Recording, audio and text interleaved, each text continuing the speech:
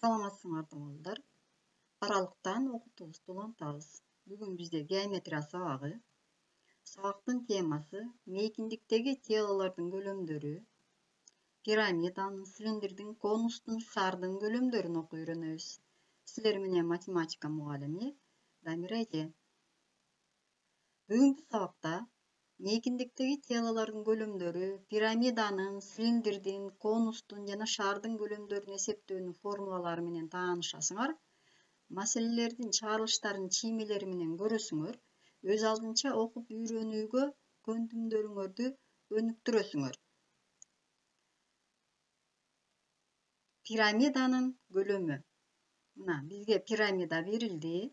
Пирамиданын көлөмүн табуу үчүн анын негизинин аянтын, мына негизи 3 бурчтук болуп атат, бийиктигине көбөйтүндүсүнүн 3/1 барабар экен. Мынакей бир мисал карайлы. Бул негизи 4 бурчтук болгон пирамида экен. Негизи квадрат экен. А, Б жагы белгилүү экен. 4 жагы тең барабар. Биякта А жагына жазылып турат. Анан бийиктиги 2-ге барабар экен. Табуу керек экен пирамиданын көлөмүн. Биз негизинин аянтын таап алабыз. Негизинин аянты квадрат болгондуктан 2 жагынын көбөйтүндүсүнө барабар. 2 менен 2-ни көбөйтсөк 4, тамыр астында 2 менен тамыр астында 2-ни көбөтсөк квадраттык тамырдан 2 чыгып кетет дагы. 4-тү 2-ге бөлсөк 8 чыгат.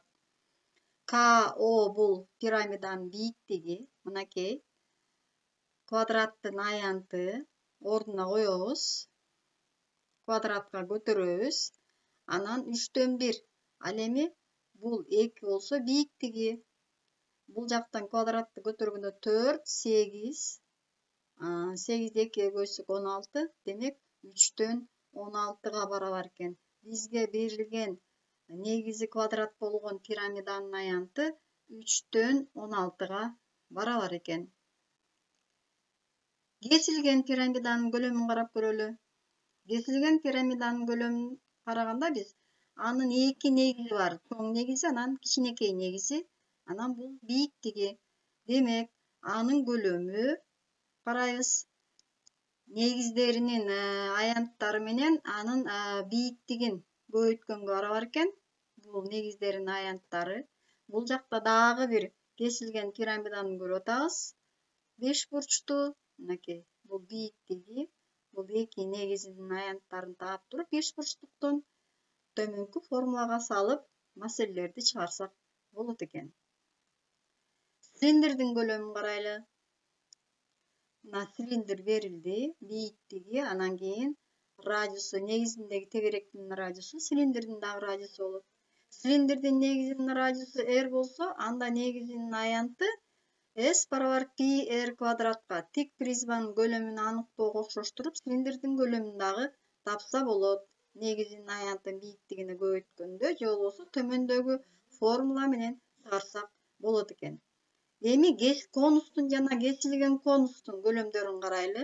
Мынакей бул конустун көлөмү. Конустун негизинин радиусу r, бийиктиги h болсо, анда негизинин аянты πr квадратка барабар. Конустун негизинин аянтын бийиктигине эле көбөйткөндөгү көбөйтүндүсүнүн 3/1 барабар дейт конустун көлөмү. Ал эми кесилген конустун мынакей көлөмү болсо, бийиктиги негиздеринин аянттары. Мына S1, S2, S1лер негиздеринин аянты, чоң негизинин аянтын S деп алган, кичине негизинин аянтын S1 деп алган экен. Эми шардын көлөмүн карап көрөлү. Радиус r'ге барабар болгон шардын көлөмү төмөнкү формула менен эсептелет экен. Мынакей бул шар, анын көлөмүн табуу. Мисалы, шардын көлөмү 288 π'ге барабар болсо, анын π'ге бөлүнгөн бетинин аянтын тапкыла дейт. Мына чыгаруу үчүн формуланы колдонобуз. Мында радиусту таап алсак, кубтук тамырга кирип кетет. Ордуна сандарды койсок, бул жерде 28-ди 4-кө бөлсөк 24, 6.